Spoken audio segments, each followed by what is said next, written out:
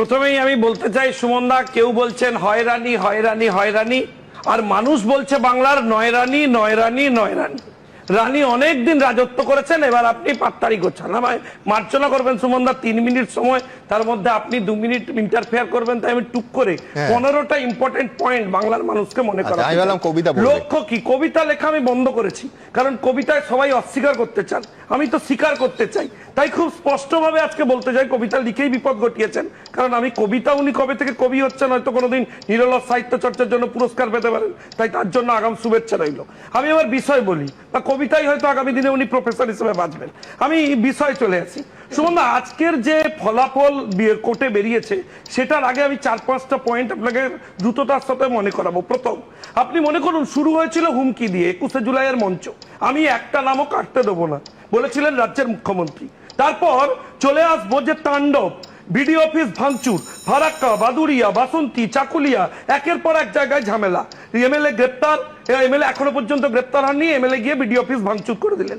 3 নম্বর, সরাসরি মামলা, একের পর এক মামলা, 1, 2, 3, 4, 5, প্রত্যেকটা মামলার একটাই উদ্দেশ্য, এসআইআরটা বন্ধ করে দাও, এসআইআরটা পরে করো, এসআইআরটা পিছিয়ে দাও, এসআইআর ছাড়া নির্বাচন করো। এরপর হলো অসহযোগিতা। আপনি দেখেছেন আজকে অর্ডার এসেছে, লোক না দেওয়া, সাপোর্ট না দেওয়া। অসহযোগিতার লেভেল কি? ইলেকশন কমিশনের অ্যাকাউন্ট বন্ধ করে দেওয়া, টাকা না দেওয়া, রুম চেঞ্জ করতে দেওয়া, এতটা পর্যন্ত ঠিক ছিল। এরপরে ভয়ঙ্কর অবস্থা তৈরি করলেন, অফিসের সামনে সব দিয়ে যখন হলো না, তখন নামিয়ে দিলেন টিম, সরাসরি মঞ্চ বেঁধে ঘেরাও করে হুমকি, ইলেকশন কমিশনকে টার্গেট, দুর্নীতি মামলার হুমকি সরাসরি ইলেকশন কমিশনারের বিরুদ্ধে। ইলেকশন কমিশনারকে কেন্দ্রীয় সুরক্ষা বাহিনীর আওতায় আনতে হলো শুধুমাত্র এসআইআরটা স্টপ করবার জন্য। কষ্ট করছেন উনি, এতটা যে কষ্ট করেছেন লোকজন দিয়ে এমনটা নয়, নিজেও করেছেন। অফিসিয়াল প্রফেশনাল মিটিং, সরকারি মিটিং, মুখ্যমন্ত্রী বললেন একটা নামও যদি বাদ যায়, বিডিও, এসডিও, ভাই ডিএম, তোমাদের সবকে আমি দেখবো। প্রকাশ্যে হুমকি, এতটা পর্যন্ত থেমে গেল। হুমকি বলছো, আর বিএলওরা, বিহারের বিএলওদের মতো জেলে যেতে হবে, শুভেন্দু অধিকারীর হুমকিটা বলবে না? আপনি আপনারা যেভাবে দেখেন, আমি আপনাকে আগের দিন বলেছিলাম না, আজকেও বললেন এয়ারপোর্টে দাঁড়িয়ে, এই তো একটু আগে মুখপাত্র বলেছেন, শুনুন না, আমি আপনাকে কি বলেছিলাম সেদিন? বলেছিলাম দুরাত্মার ছলের অভাব হবে না। দুরাত্মা, এরা যেভাবে দেখে, খারাপ দৃষ্টি। শুভেন্দু অধিকারী সহযোগিতা করেছেন, যে শুভেন্দু অধিকারী সুয়াত্তা, ওনার হুমকিটা সুয়াত্তার হুমকি, আর বাকিদেরটা দুরাত্মা। হুমকি নয় তো, সতর্কবাণী। শুভেন্দু অধিকারী ভালোবাসেন এখানকার লোকেদের, বলেছেন তৃণমূলের কথা শুনবেন না। থ্রেটটাকে একটু সতর্কবাণী বললে নরম লাগে। স্যার আমার লাইনটা শুনে নিন। শুভেন্দু অধিকারী স্পষ্টভাবে থ্রেট না দিয়ে বলেছেন যে ওদের কথা শুনে পা দেবেন, আর তারপর সুদীপ বন্দ্যোপাধ্যায় যেমন মমতা বন্দ্যোপাধ্যায়ের কথা শুনে জেলে চলে গেছিলেন, চলে যাবেন। অন্যান্য বাকিরা কথা শুনে চলে গেছেন, আলাপন বন্দ্যোপাধ্যায় বিপদে পড়েছেন, একের পর এক অফিসার ওনার কথা শুনেছেন, বিপদে পড়ে গেছেন। তোমার ব্যক্তিগতভাবে কোন শব্দটা পছন্দ, হুমকি না সতর্কবাণী? সতর্কবাণী শুভেন্দু অধিকারীর জন্য। Thank you. আমি তো যেটা সতর্কবাণী বলবো। এর পরেরটা শুনুন, এতটা পর্যন্ত আজকে এই আরোদের যেটা দিলেন, হ্যাঁ ওটা হুমকি না? আগে এইমাত্র এয়ারপোর্টে দাঁড়িয়ে যেটা বললেন সতর্কবাণী। কেন? কারণ কালকে একজন এয়ারোর বিরুদ্ধে যদি এফআইআর, দুটোরই ইংরেজি হয় থ্রেট। সুমনদা, একজনের বিরুদ্ধে যদি এফআইআর হয়, উনি যদি গ্রেপ্তার হন, ওনার পরিবার এফেক্টেড হবেন, মমতা বন্দ্যোপাধ্যায়কে খুঁজে পাওয়া যাবে না। ওনার কথা শুনে আজকে অপরাধ করবেন, কালকে যদি উনি ওনার পরিবার এফেক্টেড হবে, ওনাকে ফোনে সুইচে পাবেন, সুইচ অফ করে থাকবেন। সেই জন্য আমি বলবো যে বিহারে বিএলওরা সব জেলে আছেন, আপনারা বুঝে নিন। আর 4 দিন পর ওনার হাত থেকে পুলিশ চলে যাবে, ওনাকে রিপোর্ট প্রকাশ করতে হবে ওনার অফিসারকে, যেটা নাকি ইন্টারনাল তদন্ত চলছে 2 জন ইয়ারের বিরুদ্ধে। ওদের এগেইনস্টে এফআইআর হবে, যদি ব্যবস্থা হয় কে দায়িত্ব নেবে? উনি দায়িত্ব নেবেন?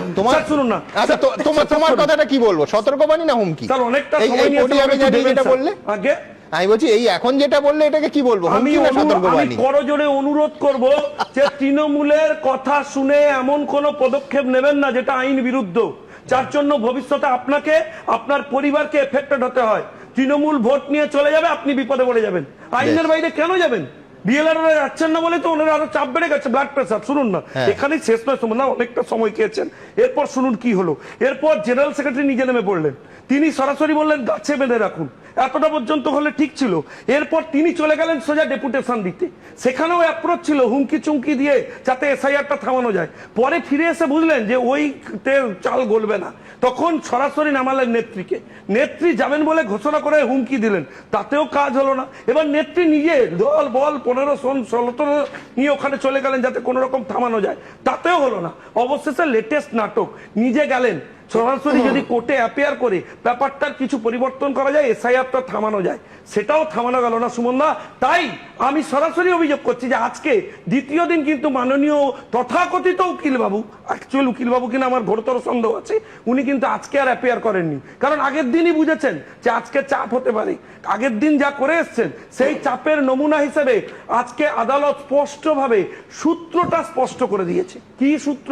একটাই সূত্র, যতই করো লম্ফজম্প, যতই করো ইস্যু, এফআইআরটা বদল হবে না, এ ব্যাপারে তৃণমূল কংগ্রেস শিশু। তাই স্পষ্ট করে ওদের বলেছে যে লাফালাফি করো, যাই করো। যেটা পেলাম না সেটা হচ্ছে নিজের কানে শুনলাম এবং নিজের চোখে দেখলাম যে মাননীয় প্রধান বিচারপতি বলছেন যে মুখ্যমন্ত্রী সওয়াল করাটা সংবিধানের প্রতি আস্থার প্রতিফলন এবং এর মধ্যে অস্বাভাবিক কিছু নেই, বিষয়টা রাজনীতির রং লাগাতে দেবেন না। কিন্তু নিজের মুখে বললেন, কিছু বলেননি। মাননীয় প্রধানমন্ত্রীর প্রতি, মাননীয় আমাদের প্রধান বিচারপতি তিনি যেটা বলেছেন, আমি law abiding citizen, law student, আমি তার প্রতি পূর্ণ সম্মান রেখে শুধু একটা প্রশ্ন দিয়ে শেষ করতে চাই আপনার কাছে এইটার উত্তরে, যে একজন রাজনৈতিক নেত্রী তিনি নিজে ইন্ডিভিজুয়ালি এখানকার একজন অধিবাসী হিসেবে মামলা লড়তে গেছেন, বারবার বলেছেন। তাহলে আমার আপনার কাছে প্রশ্ন যে আপনি মুখ্যমন্ত্রীর প্যাডে মুখ্যমন্ত্রীর পদ ব্যবহার করে কেন একের পর এক চিঠি ইলেকশন কমিশনে লিখেছেন? কেন? আমি দেবাংশুর কাছে যাবো, কিন্তু তুমি প্রশ্ন দিয়ে শেষ করবে কেন? আমি তো ভেবেছিলাম শঙ্কু তুমি উত্তর দিয়ে শেষ করবে যে 10 তারিখ তো আর কয়েক ঘন্টা বাকি, এর মধ্যে কি হবে? আগের দিন আপনি আমাকে ক্যালেন্ডার দেখার কথা বলেছিলেন, আমি আজকে বলছি আপনি ঘড়ি দেখুন, সেকেন্ডে যান, সময় সেকেন্ডে গোনা হচ্ছে এখন।